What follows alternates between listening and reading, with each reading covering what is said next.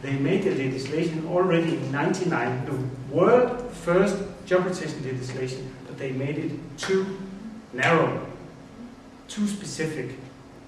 The state should not be too specific about job rotation. We should insist on having flexibility enough to tailor-make it locally and regionally. And in that sense, for example, the job rotation e-service, which we will hear later, has a really challenge to support that flexibility. And I think has the potential to do it. Also, there are some regulations about how you make a plan and so on and so on. Never mind. We just agree upon the flexibility, right? Okay, now I took you around Europe. I gave you some examples. I talked a little about legislation. I have said some principles about job rotation. Let's go back to where I started, to Fibertex. What happened in the meantime, while I was speaking, was that they had made 4 job rotation schemes. From 90 to 96, they made 4 job rotation schemes. They only are 30 employees more. But I can say that they had 85% of all the substitutes which was going through, and that is 55. So almost every substitute is now working on the company. The manager was asked by the media, what is the result of all that job rotation you have been doing? And he just said, he became famous for that, 10%. 10% is what, sorry? 10% increase in productivity. I don't know if he has any documentation for it, but that's what he said, and that gave very huge impulse to job rotation at the time. They went up from 3 to 5 production lines because they become much more specialized, not only because of job rotation, also because of the technology. They brought down the implementation time for technological innovation, that means new machinery, from half a year to 2.5 months. How did they do that? Because you remember I told you, this instructor going to Austria and then coming home and have to tell everyone, you know. Instead they educated, how many was it? 7 or 8, I think, key workers who were now instructors and who also had the introduction to the new machinery. They set up a structure in the company, a committee for further training. That was the first time in their history, I can tell, they did that. They brought down the level of people without basic skills in reading and spelling, and they brought, remember, from 15% to 4.5%. They had a brand in the town, in the area, saying, we want to work there. We want to work there because it's a place where you get further training and education. You have the chance to develop. You have good dialogue with the management and so on. Berlin. What happened with the old owner?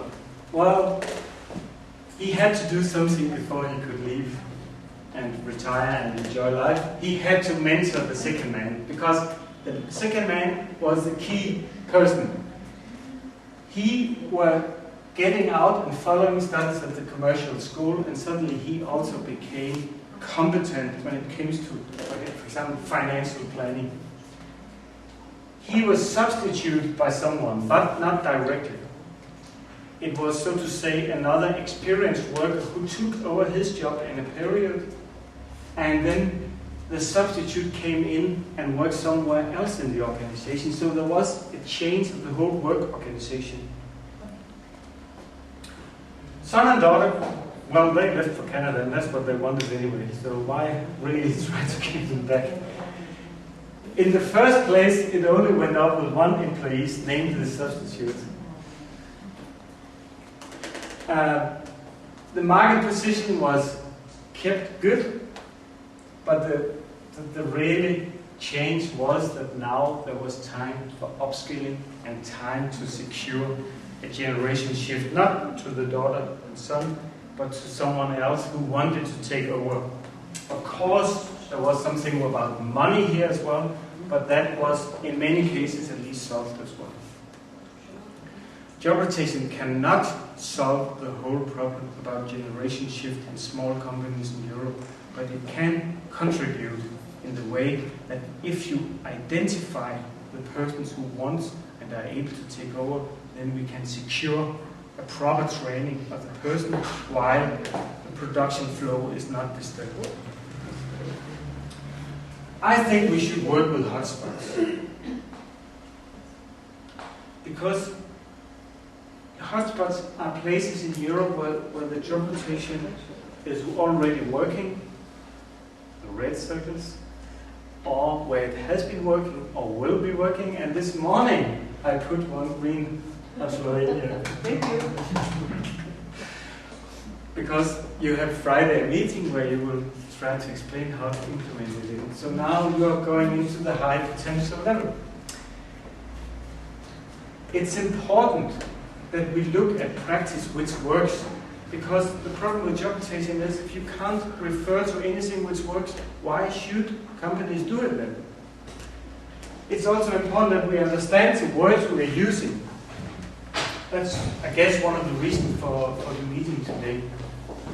For the new company job rotation e-service, this hotspots could also be support centers. I must admit that I already took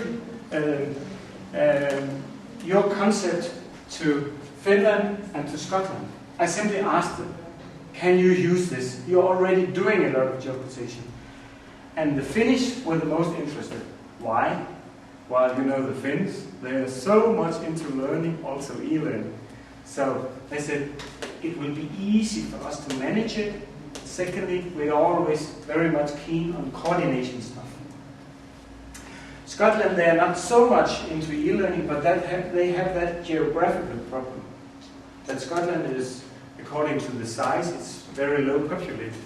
So e-learning has a really idea of there because they can't, drive 500 kilometers to go to the nearest town. So that first was good. France haven't answered, Spain haven't answered so far. We should work with hotspots because it gives good examples. We have something to refer to. We have places where we can get going.